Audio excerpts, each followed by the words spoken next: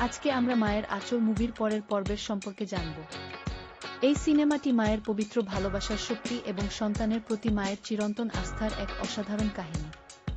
গল্পের কেন্দ্রে রয়েছে এক মা, যার আঁচলের ছায়ায় তার সন্তানেরা বড় হয়ে ওঠে। কিন্তু কুচক্রী আত্মীয়দের চক্রান্তে যখন পরিবারে ফাটল ধরে এবং সন্তানদের ভুল পথে চালিত করার চেষ্টা করা হয়, তখন মা নিজেই এক ঢাল হয়ে দাঁড়ান।